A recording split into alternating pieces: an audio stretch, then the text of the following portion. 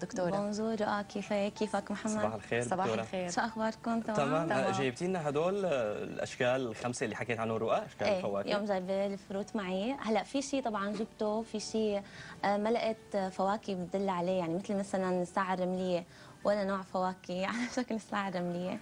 بقى جبت تفاح اول شكل، واكيد جبت الاجاص، واكيد جبنا الفريز.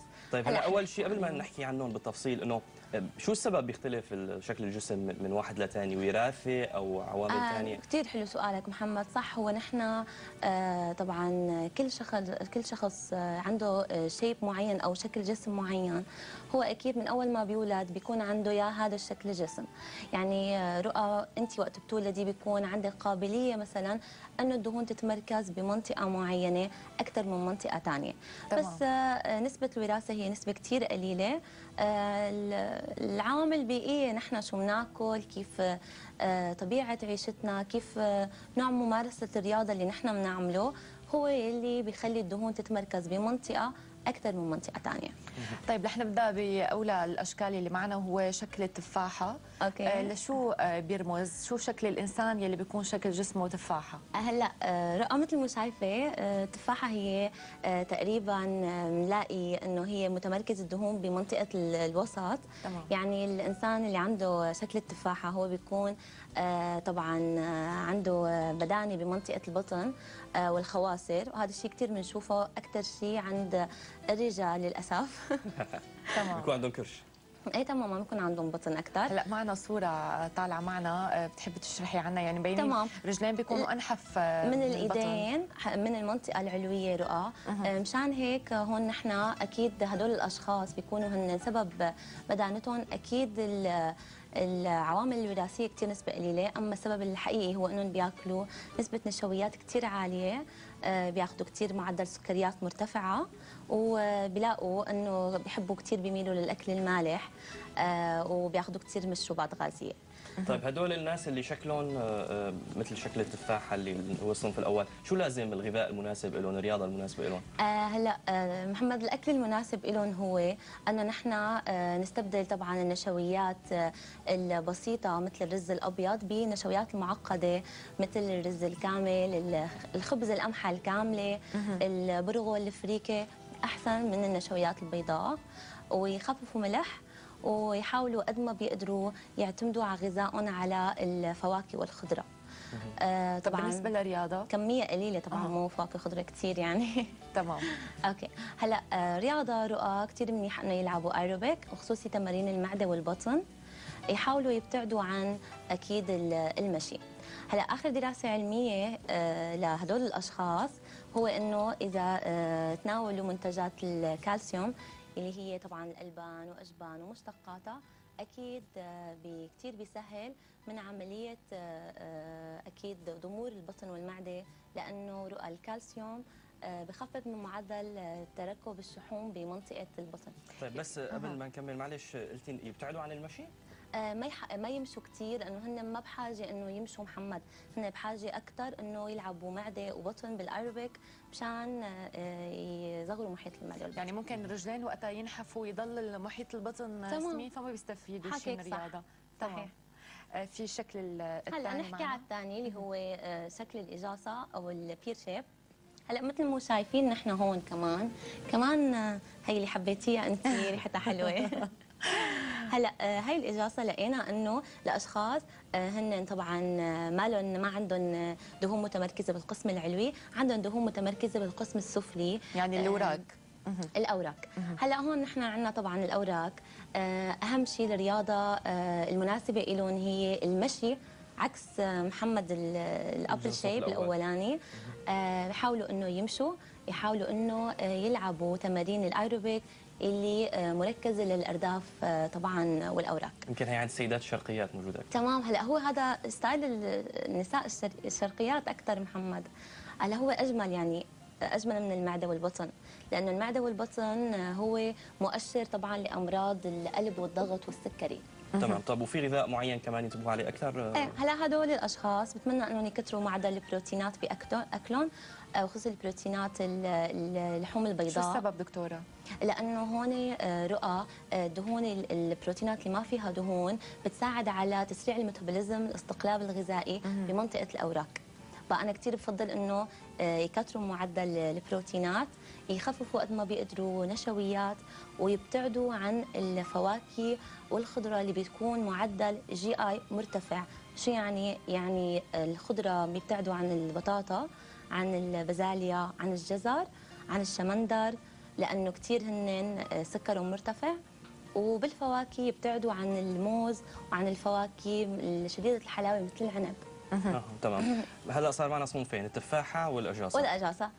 هلا نحكي على الثالث اللي هو الفريزه، اللي هو عكس محمد الاجاصه. هدول طبعا الاشخاص هن عندهم سمنه مرتفعه بالمنطقه العليا. هلا ممكن هون يعني الكتاف فينا نقول منطقه الصدر. تمام، كتاف ومنطقه الصدر رؤى. هلا هدول اذا هذنك الاجاصه كانوا شرقيات، هون بنقدر نحكي انه شكل الالمانيات. عرفتي؟ هون طبعا انا بفضل انه هن يلعبوا سباحه اكثر، يلعبوا اوزان اكثر، الدامبلز الاوزان يلعبوا فيها بالرياضه اكثر.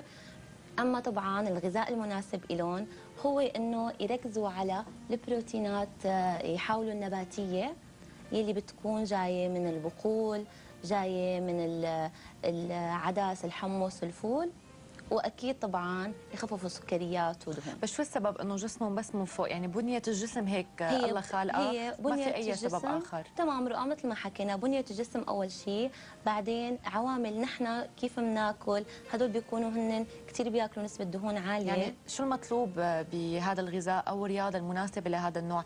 انه مثلا تصغر منطقه الكتاف بتكون عريضه. تمام ويلعبوا يمشوا حتى شوي يصير عندهم عضلات بمنطقه القسم السفلي، حتى يكونوا في توازن، اجمل، يكون في توازن بين القسم العلوي والسفلي. هلا بس اللي عم نحكي عنهم كلهم هدول عندهم زياده في الوزن. ايه اكيد. طبعا لازم يلحفوا حالهم. اكيد. طيب صار عندنا ثلاثه معناها محمد. لو كان بدهم ينحفوا حالهم، لو كان عندهم شكل انه يعني ما عندهم زياده بالوزن، بنصحهم بس بالرياضه. رياضه بعموم. كثير سؤالك جميل. طبعا. هلا الشكل الرابع للاسف ما معنا اياه، هو شكل الساعه الرمليه. نحكي عن المستطيل، حطينا مستطيل نحكي عن مستطيل. هو بيكون رؤى هو الشكل الخامس معنا؟ هذا الشكل الرابع للساعه الرمليه. تمام. هلا الشكل الرابع هذا بنلاحظ انه الارداف والاكتاف لهم نفس البعد. طبعا هذا الشكل هو شكل اللي بنقدر نقول عليه متوازن. المثالي مثلا؟ اقرب للمثالي. اذا نحف شوي خصره بصير مثالي نوعا ما. بس هو هذا الشخص غالبا ما بيكون عنده نقص وزن، يعني بيتمنى انه يزيد وزنه اكثر. هن ستايل هذا بس ما في تضاريس للجسم، يعني ما فينا نقول انه جسم مثالي لحد ما، لكن تمام. مثل ما قلتي ما في مناطق معبايه اكثر من مناطق. ما في. تمام. هلا نحن بنحاول انه يلعبوا رقص شرقي اذا كانوا سيدات طبعا. صعب اذا كانوا والله يا محمد، يعني ما بعرف شو بدي اقول لك، بيلعبوا بنوع ثاني. لا كانوا بدهم يسبحوا اكيد اذا هن رجال مشان تكتف، يعني يعرضوا كتافهم ويصيروا اكيد اجمل. طبعا. هدول شو الغذاء كمان مناسب لهم؟ هدول طبعا الغذاء المتوازن هو نحن اللي حنحكي هيك ملخص كثير صغير عليه باخر الحلقه. هو طبعا كيف يفطروا ويتغدوا ويتعشوا. لنخلص الشكل الخامس اللي هو الساعة الرملية. هلا الساعة الرملية هن الأشخاص اللي بيكونوا عندهم أكتاف وأوراق عريضين، بس عندهم طبعا خصر. هذا الصورة اللي عم نشوفها. تمام.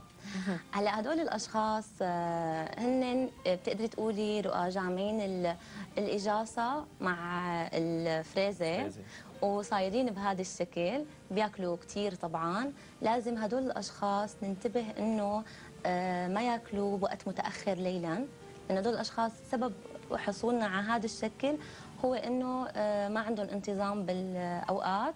دائما بياكلوا، بتلاقيهم فيقوا بياكلوا بتغدوا هيك، دائما عم ياكلوا، ما في نظام غذائي ثابت. مشان هيك حصلوا على هذا الشكل. هذا الشكل بيكون معبى من منطقة الصدر العلوية يعني تمام. بالجسم والمنطقة السفلية. تمام، بس هو معبى زياده رؤى بحيث ما له جيد، يعني مو الشكل المثالي. هلا الرياضه المناسبه اكيد هي الستيبر، الستبس، الدرج، الركض، النط الحبله، السباحه. اضافه طبعا اكيد ل يزيدوا هدول الاشخاص اكثر بروتينات حيوانيه لاكلهم وخصوصي البيض، وما ينسوا انه ياخذوا كثير منتجات غنيه بالاوميجا 3 مثل مثلا السمك، مثل مثلا بذر الكتان، مثل المكسرات رؤى. طب أي من الأشكال الخمسة يلي ذكرتيها حضرتك من أصعب الأشكال ممكن بتحتاج لغذاء معين ولا رياضة كمان شديدة لحتى تحصل على الشكل المناسب؟ أخطر شيء رؤى هو للأسف شكل التفاحة، لأنه هن مثل ما حكينا هن كثير عرضة لأمراض القلب والضغط والسكري، وصعب التخلص منهم. هلا نصائح سريعة ممكن نعطي هو انه حتى طبعا ما نكون نحن شكل التفاحه او اجاصه او هيك، انه نحن ما ننسى نتبع اكيد الهرم الغذائي باكلنا. نفطر كمان فطور صحي، كثير ضروري نفطر، لانه الفطور محمد انت بتفطر؟ عادة ايه. طب بس احيانا منيح. هلا هو محمد اهم وجبه هي وجبه الفطور، ناخذها منيحه، والغداء يكون اقل، والعشاء بتمنى يكون كثير قليل حتى نحن يعني نحافظ على جسم صحي. يعني قبل النوم فتره منيحه يكون. ايه هلا دائما انا بقول خلي بين الفطور والغداء 5 ساعات، وبين الغداء والعشاء 5 ساعات، وبين العشاء والنوم من 3 ل 4 ساعات. يعني فينا نقول الوجبه الاهم باليوم هي وجبه الفطور.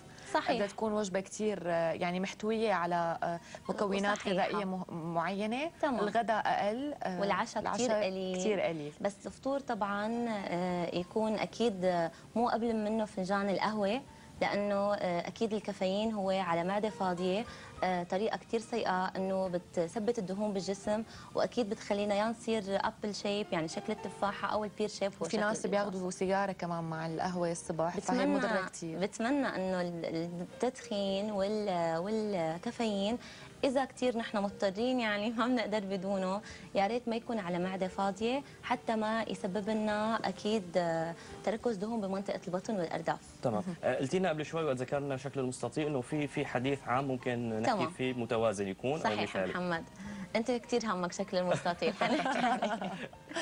هلا اهم شيء انا من اي شكل؟ هلا بحكي لك بعدين نحن شو لازم نعمل.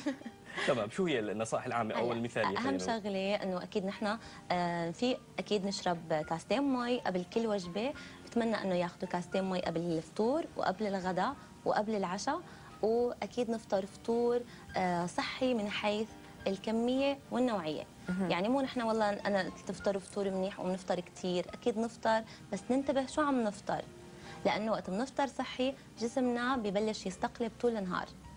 ننتبه كثير انه ما ناخذ الفواكه مباشره بعد الوجبه، لانه اكيد الفواكه سرعه تاكسدها كثير عاليه. بتمنى انه يخلوا ساعه ونص بعد وجبه الغداء او بعد وجبه العشاء، ويفضل تكون الفواكه على الريق كثير جيده جدا. يعني رؤى اذا اخذنا تفاحه على الريق ممتازه بتكون. هي الصبح مثلا قبل الفطور تمام. مثلا او بعد الفطور ممكن تكون. تمام. كمان نحن ننتبه للفواكه ما ناكلها بشكل كثير، لانه في ناس مثلا بيقولوا لي والله انا بيجوا لعندي على العياده بيقولوا والله انا صدقيني انه ما باكل الا مثلا بتعشى فواكه، يعني مثلا بيكونوا بتعشوا هيك صحن كثير كبير. لها اضرار يعني اذا زادت عن حدها؟ هي ما لها اضرار، بس هي كمان سعرات حراريه. يعني مثلا الشخص مو اكثر من 3 ل 4 قطع، هذا الحد الاعظمي يعني باليوم. طيب في نوع من الفواكه بيسمن اكثر من نوع ثاني ممكن تنصحي الاشخاص بالاصل عندهم مثلا مناطق معينه فيها دهون انه يخففوا منها؟ هلا كثير سؤالك بيرفكت رؤى. هو صحيح في فواكه هي فواكه سكريه نحن بنسميها، في فواكه معتدله السكر، في فواكه منخفضه السكر. اللي كثير سكريه ممكن نسمي العنب منها، هي لازم يخففوا الاشخاص منها. المعتدله ممكن ننقي التفاح. الخفيفه السكر مثل عنا الكيوي. كثير لازم ننتبه لنوعيه الفواكه اللي بناخذها. تمام.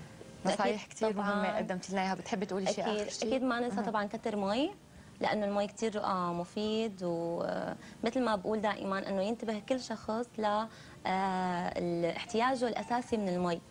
يعني امبارح يمكن كنا بالحديث انا وياكي تمام. انه مو كل شخص انا بقول لك مثلا اشرب لتر ونص للترين مي، طبعا هذا الحكي ما في دقه علميه كثير، لازم الواحد حسب وزنه يعني الواحد تمام حسب حاجته. تمام، وزنه بيضربه برقم 30 بيطلع معي عدد اكواب المي او عدد الملي لترات اللي لازم انه يشرب. يعني لازم كثير ان يكون المي شيء اساسي بقلب اليوم كثير بعدد يعني مرات معينه بقلب اليوم. شكرا كثير لك دكتوره لمنا الي، اختصاصيه التغذيه، لهالمعلومات اللي قدمتي لنا اياها لفقره التغذيه لليوم. شكرا محمد. شكرا دكتوره، ومكملين مع المشاهدين لكن بعد الفاصل.